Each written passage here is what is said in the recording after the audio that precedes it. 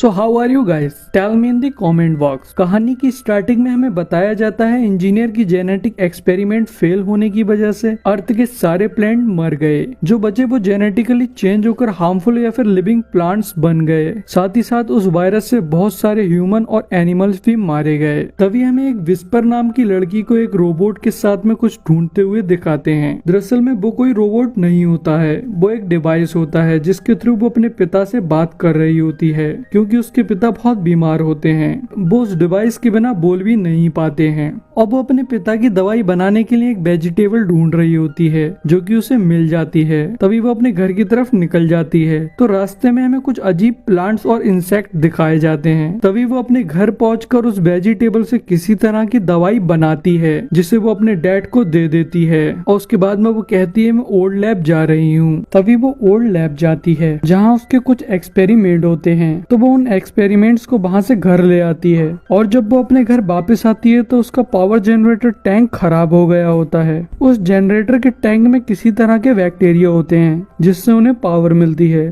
तो वो कुछ बैक्टीरिया लेने के लिए एक फार्म पे जाती है जो कि जोनस नाम के आदमी का होता है और वो विस्पर का अंकल भी होता है। उसके अंडर में बहुत सारे बच्चे और लोग काम करते हैं जिन्हें वो एक मार्क दे देता है। और जब वो फार्म पे पहुंचती है तो वहाँ पर एक क्रिएचर फंस गया होता है जिसे जोनस एक बच्चे के हाथों से मरवा देता है। तभी विस्पर जोनस के पास जाकर बैक्टीरिया मांगती है जिसके बदले में वो उसे अपना ब्लड देती है। तो जोनस उससे कहता है तुम बाप बेटी मेरे फार्म पर आकर रह सकते हो, लेकिन विस्पर उसके लिए मना कर देती है। और ब्लड लेने के बाद में जोनस उसे बैक्टीरिया नहीं देता है, वो उससे कहता है बैक्टीरिया 2 दिन बाद ले जाना। तो विस्पर कहती है 2 दिन में मेरे पिताजी मर जाएंगे, जिसपे जोनस कहता है मेरे पास अभी बैक्टीरिया नहीं है, वो 2 दिन बाद ही मिलेंगे। तो विस्पर अपना ब्लड वापस ले जाने की कोशिश करती है लेकिन वो उसे बाहर फेंक देता है। तो विस्पर कुछ देर बाद चुपके से उसके यहाँ बैक्टीरिया चुराने के लिए जाती है जिसे चुराने में एक लड़का उसकी मदद करता है। तो जब वो बैक्टीरिया चुरा रही होती है तो साथ में वो कुछ सीड्स भी चुरा लेती है। फिर अपने घर आ जाती है और पावर को वापस लाकर अपने फादर को सीड्स के बारे में बताती है। तो वो उससे पूछते हैं तुम इसका क्या करोगी। तो वो कहती है मैं इन पे एक्सपेरिमेंट कर कर इन्हें उगाने का तरीका ढूंढूंगी जिससे हमें सिताडल की लैब में काम करने का मौका मिल जाएगा। लेकिन उसके फादर उन सीड्स को वापस करने को कहते हैं जिससे वो नाराज होकर जंगल में चली जाती है जहाँ उसे एक लड़की मिलती है जिसके काफी चोट लगी हुई होती है और उन चोटों के थ्रू काफी सारे प्लांट्स उसके खून को पी रहे होते हैं। तो विस्पर उसे उठाकर अपने घर ले आती है और उसका इलाज करती है। उसके बाद में उसके फादर कहते हैं तुम उसे क्यों ले आई। तो विस्पर कहती है मैं उसकी मदद से सिताडल जाने का मौका मिल जाएगा। लेकिन उसके फादर फिर भी यही कहते हैं तुम्हें उसे यहाँ नहीं लेके आना चाहिए था। और ये सारी बातें वो सुन रही होती है तो वो अपने बचाव के लिए वहाँ रखा हुआ एक चाकू उठाती है जिसकी वजह से उसकी चोट दुख जाती है और उसकी आवाज निकल जाती है। तो विस्पर उसके पास आती है तो वो उससे उसका नाम पूछती है तो वो उसे अपना नाम किमेलिया बताती है। तभी किमेलिया विस्पर से कहती है वहाँ एक और इंसान तुम्हें मिला होगा जो कि मेरे साथ में था। तो विस्पर कहती है वहाँ कोई भी नहीं था। फिर किमेलिया कहती है हमारा शिप क्रैश हुआ था, जहाँ मैं तुम्हें मिली वहाँ एक और आदमी था।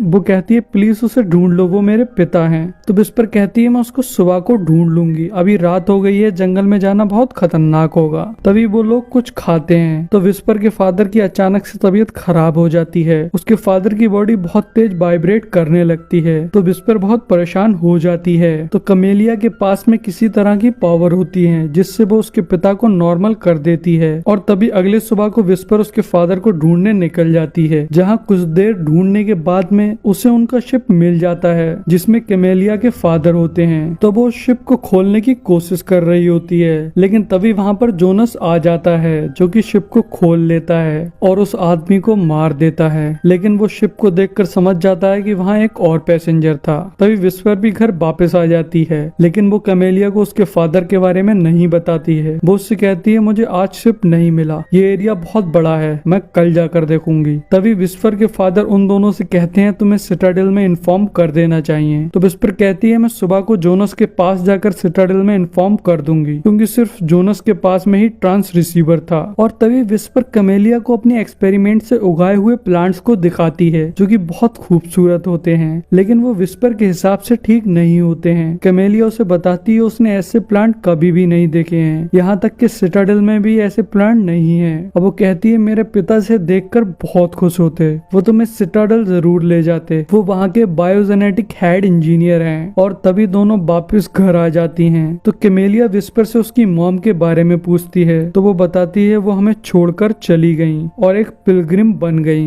लेकिन कैमेलिया को पिलग्रिम के बारे में नहीं पता होता है। तो विस्पर बताती है वो लोग ग्रुप्स में रहते हैं और कभी भी नहीं बोलते हैं और अजीब से कपड़े पहनते हैं और सारा टाइम जंक इकट्ठा करते रहते हैं। वो बताती है उसकी माँ उसे रोज गाना सुनाती थी, लेकिन एक दिन वायरस की वजह से उसकी माँ की आवाज चली गई, तो इसलिए वो उन्हें छोड़कर पिलग्रिम बन गई। तभी विस्पर एक बुक उठाती है और कैमेलिया को एनिमल के फोटो दिखाकर उसके बारे में पूछती है, जिसमें कैट, डॉग, पायरेट, आउल और बहुत सारे एनिमल होते हैं। और तभी अगले सुबह को विस्पर और वो डिवाइस मिलकर जोनस के यहाँ छुपके घुसने की कोशिश कर रहे होते हैं ट्रांस रिसीवर से सिटाडेल को इन्फॉर्म करने के लिए। लेकिन जोनस उसके उस डिवाइस को पकड़ लेता है और उसे खराब कर देता है और उससे पूछता है तुम्हारे घर में बिना बैक्टीरिया के पावर कहाँ से आई। तो वो उससे कहती है मेरे पास में बैकअप था। और फिर वो उससे पूछता है मेरे कुछ सीड्स चुरा लिए गए हैं, क्या तुम्हें उसके बारे में कुछ पता है। तो वो कहती है नहीं, मुझे उसके बारे में कुछ भी नहीं पता है, और अपना डिवाइस उठाकर वहाँ से चली जाती है। और अब वो डिवाइस ना बोल पाता है और ना उड़ पाता है, और जब वो उड़ने की कोशिश करता है तो वो एक जगह जाकर गिर जाता है। तो विस्पर उस डिवाइस को उठाने जाती है तो वो वहाँ पर उस लड़के की लाश देखती है जिसने उसकी मदद की थी सीड्स और बैक्टीरिया चुराने में, जिसे जोनस ने मार दिया होता है क्योंकि उसने विस्पर की मदद की थी। तभी वो घर चली जाती है और उस डिवाइस को ठीक करने की कोशिश करने लगती है, लेकिन वो ठीक नहीं होता है। तो उसके पास कैमेलिया आ जाती है तो विस्पर उसके गले लगकर रोने लगती है और कहती है अगर मैं इसे ठीक नहीं कर पाई तो क्या होगा। तभी उस पे कैमेलिया कहती है तुम इसे ठीक कर लोगी, मुझे तुम पर पूरा भरोसा है। और कहती है उसके बाद में हम लोग मेरे फादर को ढूंढने चलेंगे, अब मेरा पैर बिल्कुल ठीक हो गया है। तो विस्पर उसे बता देती है कि उसके पिता अब इस दुनिया में नहीं रहे, और तभी वो उसे उनकी बॉडी के पास लेकर जाती है जो कि पानी में होती है। तो कैमेलिया उसके करीब जाकर रोने लगती है। तभी विस्पर कैमेलिया को पानी से बाहर निकालती है और उसे संभालने की कोशिश करती है। तो उसकी नजर उसके बैक पे पड़ जाती है जहाँ कुछ अजीब सा होता है। तभी कैमेलिया बताती है कि वो एक जग है, मतलब वो एक सिंथेटिक ह्यूमन है, उसे इस हेड इंजीनियर ने बनाया था। तो विस्पर कहती है मैं पहले भी जग को देख चुकी हूँ, लेकिन वो ऐसे नहीं होते हैं। तो कैमेलिया बताती है वो एक हाईली इंटेलिजेंट जग है जो कि सिटाडेल में बनाना इलीगल है, इसलिए वो दोनों सिटाडेल से भाग रहे थे। उसके हेड इंजीनियर ने एक दूसरे सिटाडेल से कांटेक्ट किया था जहां वो लोग जा रहे थे। तभी विस्पर उस पर काफी गुस्सा होती है क्योंकि उसे लग रहा था वो उसे सिटाडेल लेके जाएगी। फिर वो दोनों घर चले जाते हैं जहां विस्पर उस डिवाइस को ठीक कर रही होती है। तो कैमेलिया उस चाकू से जिसे उसने स्टार्टिंग में लिया था वो उससे सुसाइड करने की कोशिश करती है, लेकिन विस्पर उसे आकर रोक देती है और उसके चाकू से एक कट लग गया होता है। तो विस्पर उस पर दवाई लगाती है और फिर वो कैमेलिया के डीएनए को चेक करती है, जिससे उसे पता लगता है कि उसके डीएनए में कुछ अजीब सा है जो कि उसके डीएनए में नहीं होना चाहिए, जो कि उसके डीएनए से बिलोंग नहीं करता है। तभी वो उन सीड्स के डीएनए को कैमेलिया के डीएनए से मिलाकर देखती है, जिससे उसे पता लगता है कि उसके डीएनए में उन सीड्स को अनलॉक करने का कोड है। वो उन सीड्स को उससे अनलॉक करके उगा सकती है, उससे जो खाना उगेगा वो खाने के लायक होगा। तो विस्पर के फादर उससे कहते हैं तुम लोग सुबह को दूसरे सिटाडेल के लिए निकल जाना, लेकिन विस्पर उसकी बात को नहीं मानती है। वो सुबह को ओल्ड लैब से कुछ और सामान निकालने के लिए चली जाती है और तभी उसके घर पे जोनस आता है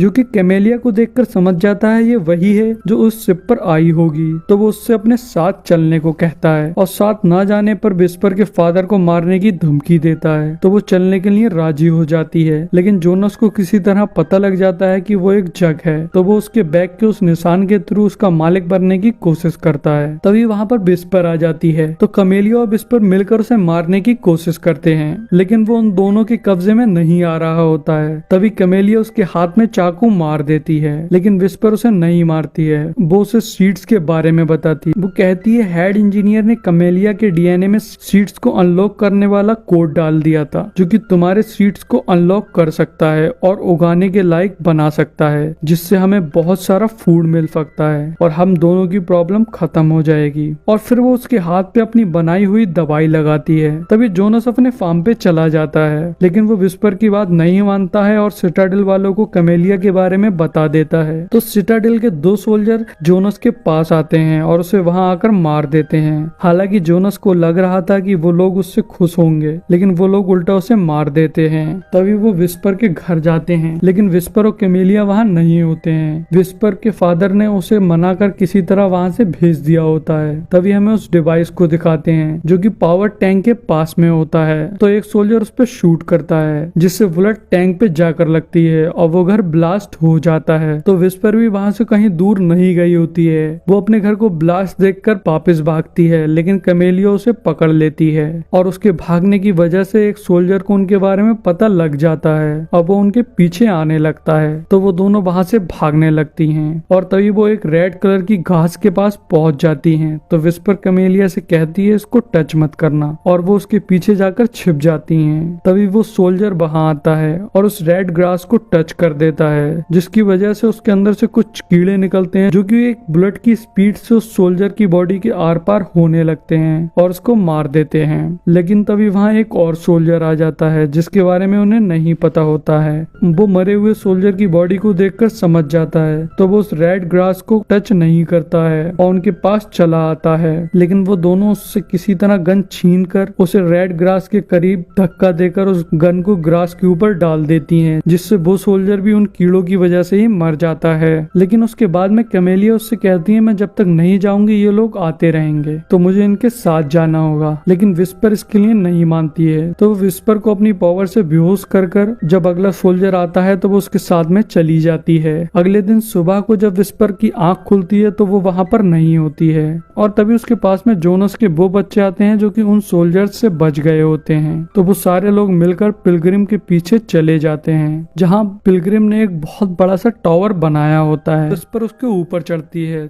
तो हमें वहां पर सिटाडेल की एक झलक दिखाई जाती है, और तभी विस्पर उन सीड को वहीं फेंक देती है, जिससे वहां पर बहुत सारा फूड उग जाए। और यहीं हमारी मूवी का एंड हो जाता है।